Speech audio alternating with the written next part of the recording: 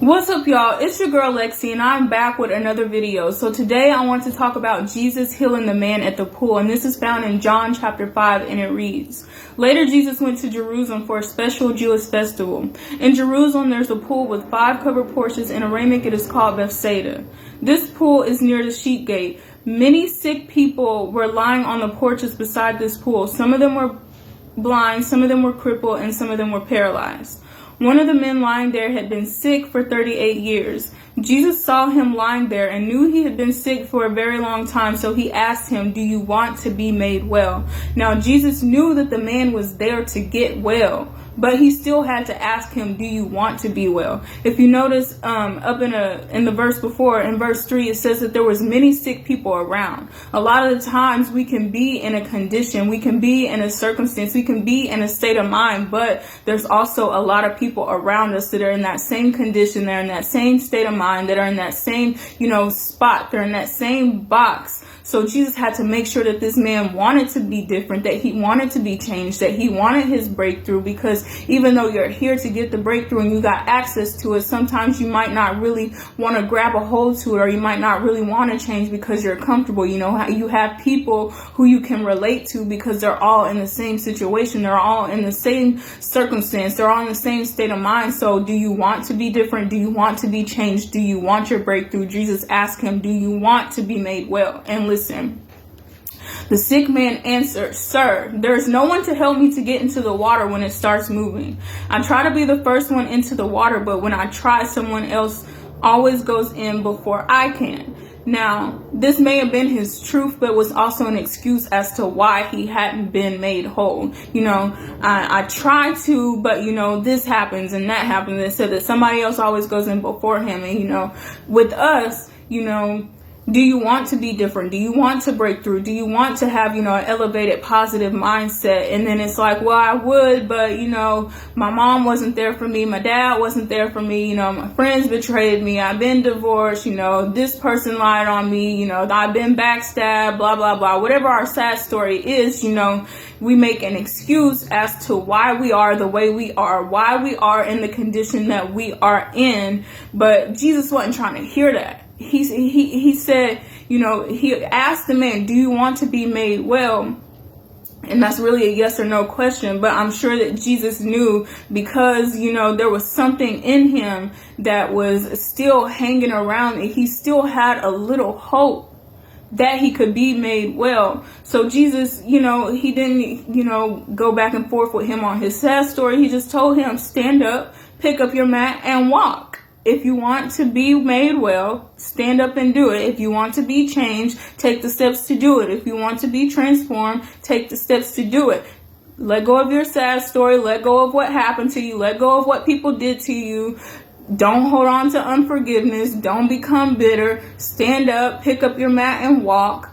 Elevate, go to the next level, do what it is that that you deserve, what you've been waiting on, what you've been sitting around waiting on, what you've been having your mind set to do. Stand up and do it. Is basically what Jesus is telling him. So it says, immediately the man was made well. He picked up his mat and he started walking. So he didn't, consider it, or he didn't have time to. First of all, he didn't, look around and was like, well, what are these people going to think if I do something different than they're doing? Or what are these people going to think if I decide, I can be different, I can be better, but some of them are still laying there because they're comfortable, or they're still laying there because their opportunity hasn't come, or they're still laying there because their mind hasn't changed in order for them to grow, or in order for them to become different. What are they going to think about me if I decide to take this step and go after what I know I deserve? He didn't have time to do that. He heard the word, it connected with his spirit, and he got up. And that's what we need to do. Hear the word, let it connect with your spirit. Sis, get up. So it says, all of this happened. The day all of this happened was a Sabbath day. So some Jews said to the man who had been healed, "Today is the Sabbath. It is against our law for you to carry your mat on the Sabbath day."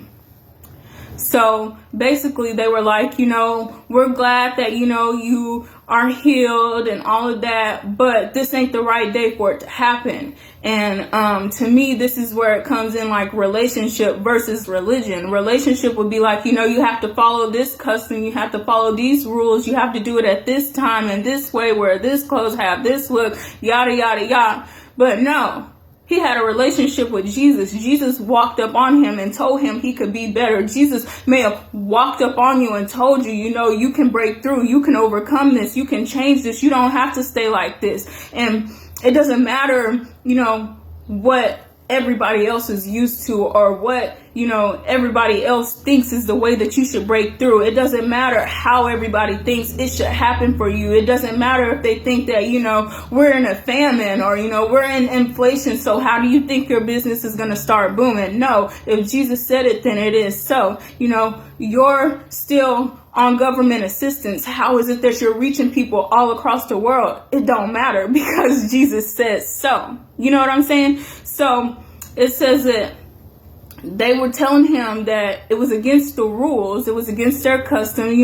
Sometimes Jesus does things that's against the grain. Sometimes Jesus does things that's not the norm. Sometimes Jesus does things that's a little bit peculiar and not what people are used to and not what people are accustomed to, but it's because he wants to, First of all, I need you to realize that he could have healed somebody that was blind, but he didn't need to heal a blind person, because the change of the healing wouldn't have been as dramatic as the change of somebody that went from laying on the ground to standing up.